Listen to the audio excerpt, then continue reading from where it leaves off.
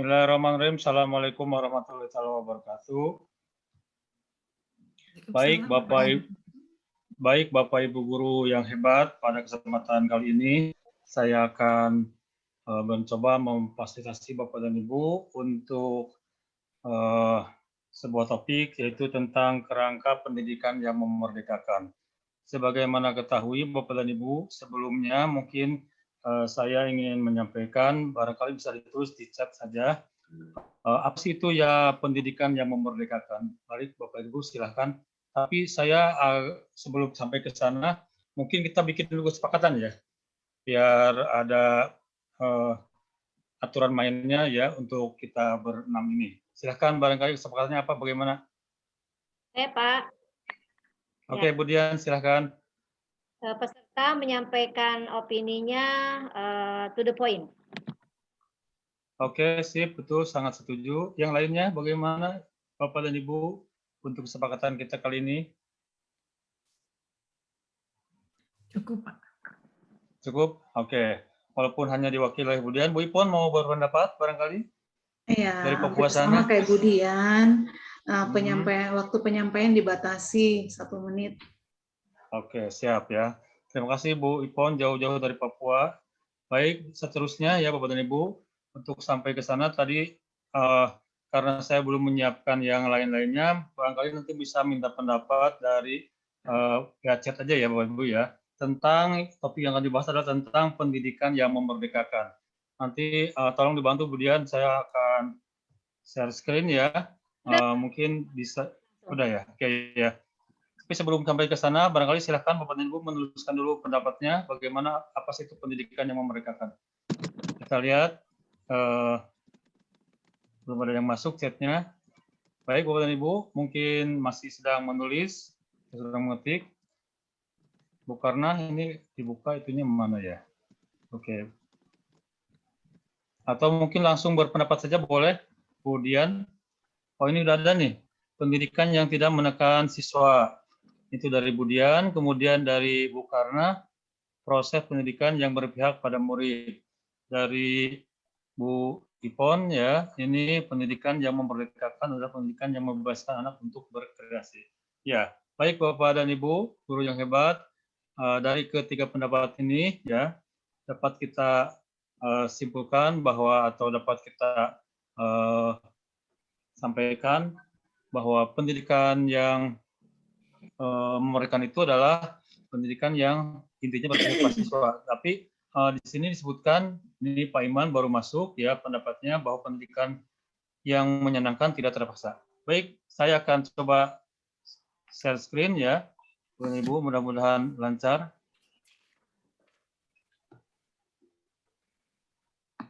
Belum terlihat ya? Oh, ya.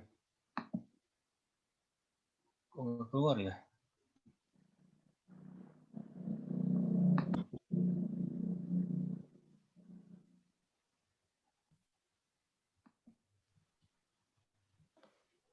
Waduh, ada gangguan nih kayaknya nih. Di-share, Pak. Sudah siap. Sini ada tulisannya host disable advertising screen. Oh, saya ke Pak Rohiman lagi. Pak Rohiman, punten Pak Nur Yaman dijadikan host lagi. Karena tadi terlempar Pak Rohimannya. Host punten Pak, Ya, ya. ke Pak Nur Yaman kan? Bisa sekarang share screen. Ya, Oke, siap Pak Riman. Ya. Ayo memang sih. Kok terus aja. Silakan Pak. Nah, dicari dulu ya. Duh, agak susah juga ya.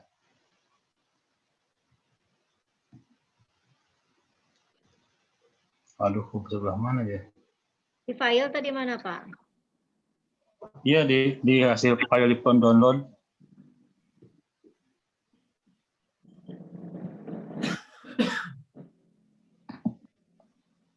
Coba dilihat lagi, diulangi lagi.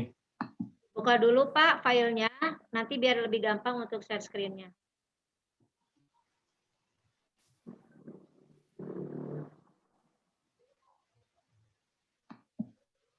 Oh iya, ya, sebentar ulangi lagi.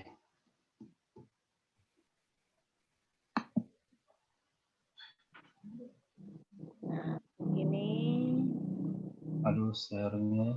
Share. Filenya mana ya? Filenya di folder, Pak. Klik di bawah ada punya Bapak. File ya. Mana ya? Atau kalau enggak, Bapak buka dulu filenya.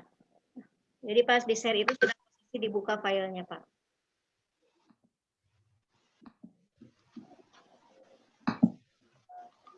Dan gimana ini ya?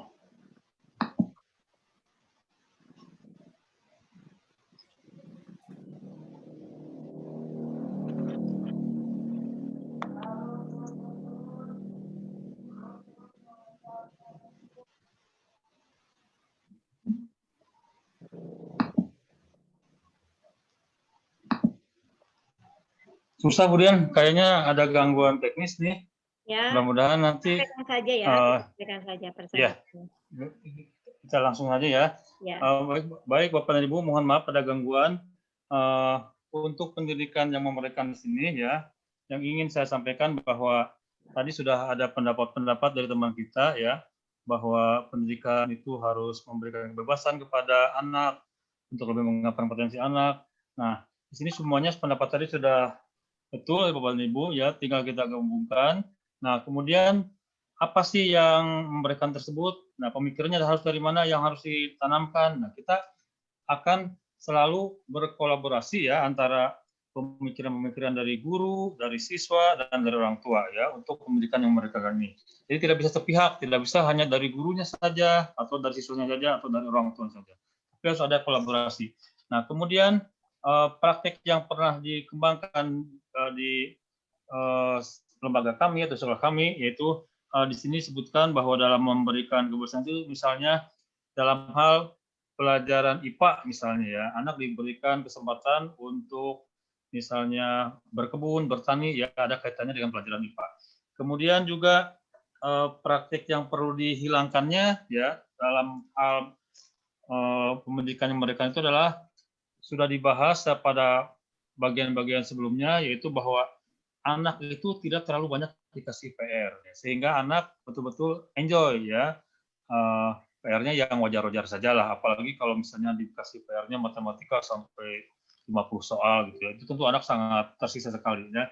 Nah ini biasanya hanya dikasih misalnya 5 soal, tapi yang menggembirakan, untuk soalnya juga harus yang kira-kira dapat dicerna oleh anak. Kemudian juga tentang berikutnya adalah tentang belajarnya yang harus menyenangkan ya, untuk dalam kemerdekaan belajar ini ya, yang memberikan ini. Jadi anak belajarnya harus enjoy, betul-betul enjoy, baik itu di kelas maupun di luar kelas ya. Nah, kemudian potensi-potensi yang mendukungnya ya, potensi yang mendukung dalam belajar ini yang memberikan ini adalah pendidikan di keluarganya tentunya, kemudian pendidikan di lingkungan tempat tinggal, bahkan pendidikan di sekolah. Jadi semua hal tadi ya berkesinambungan dan harus saling dukung-mendukung. Kemudian ada juga tantangannya nih, orang tua untuk mencapai atau anak untuk mencapai pendidikan yang memerdekakan tentunya sangat banyak tantangan. Salah satu tantangan adalah orang tua yang biasanya yang kurang mendukung, selalu ingin misalnya masih ada ini ya, tidak semuanya tentunya. Masih ada yang beberapa orang tua yang memaksakan kehendaknya gitu ya, sehingga anak misalnya tidak mau ke sekolah A, dipaksa ke sekolah A ya, padahal misalnya anaknya ingin sekolah ke sekolah B. Nah, itu ya salah satu contohnya. Kemudian juga misalnya tantangan berikutnya adalah dalam pendidikan yang memerdekakan ini juga misalnya ada dari faktor lingkungan juga ya. Kadang-kadang kita sudah berusaha semaksimal mungkin di sekolah berbuat yang sebaik mungkin ya. Kadang-kadang lingkungannya juga yang kurang mendukung. Contoh yang paling gampang adalah misalnya kita punya kegiatan misalnya setiap hari Jumat mengadakan sholat duha berjamaah gitu ya. Tapi orang tua kadang-kadang dengan alasan tertentu kurang mendukung. Nah, kemudian bagaimana langkah-langkahnya agar hal ini dapat terlaksana ya? Ini saya sudah buatkan ya, bahwa kita dalam melaksanakan pendidikan yang mereka ini harus selalu berkolaborasi ya antara orang tua, siswa, guru dan semuanya stakeholder yang ada. Nah, itu mungkin mengingat waktu Bapak dan Ibu ya, barangkali Bapak dan Ibu bisa menyimpulkan sendiri ya atau mau berpendapat, saya persilahkan. Kalaupun nanti keburu ya kita langsung, kalau tidak bisa via chatnya saja ya. Sini saya baca masih banyak sinyal yang kurang baik ya. Silakan, barangkali itu saja yang perlu disampaikan dalam pendidikan yang memerdekakan. Barangkali ada yang mau menyimpulkan, Bu Rika, barangkali Bu Rika. Ya, dari pemaparan tadi bahwa pendidikan yang memerdekakan itu bisa kita simpulkan bersama, Bapak, bahwa pendidikan itu harus berpihak kepada anak dengan tidak mengesampingkan dari potensi dan kemampuan anak tersebut, sehingga justru potensi yang dimiliki anak tersebut semakin berkembang. Itu aja, Pak, mungkin. Ya, terima kasih Bu Rika. Barangkali satu orang lagi, Bu Karna, barangkali. Atau siapa? Ya, silakan Bu Karna. Ya, menurut saya Pak, pendidikan yang memerdekakan itu adalah proses pendidikan yang berpihak kepada murid, proses pembelajarannya menyenangkan dan membahagiakan, tujuannya jelas supaya kelak anak-anak kita mampu menjadi pribadi yang berprofil Pancasila. Oh, sip lah, luar biasa ya. Nah, dari dua pendapat Bapak dan Ibu tadi ya, saya langsung saja simpulkan. Atau mungkin Budian tadi kelihatannya mau menyimpulkan? Apa cukup? Budian? Sudah diwakili oleh Cukup. Ya, udah. Ya, betul ya. Udah diwakili oleh kedua ibu guru yang hebat, Bu Rika sama Bu Karna, bahwa pendidikan yang memerdekakan itu adalah tadi ya, istilahnya pendidikan yang harus menyenangkan, kemudian nanti juga tidak ada intervensi dari hal-hal yang lain, dan akhirnya menghasilkan pembelajaran atau hasil yang sangat optimal. Itu saja mungkin Bapak dan Ibu. Terima kasih. Jika masih ada yang kurang untuk pendapat, silakan bisa dituliskan via chat saja ya. Mungkin itu saja Bapak dan Ibu. Saya akhiri. Wassalamualaikum warahmatullahi wabarakatuh. Terima kasih.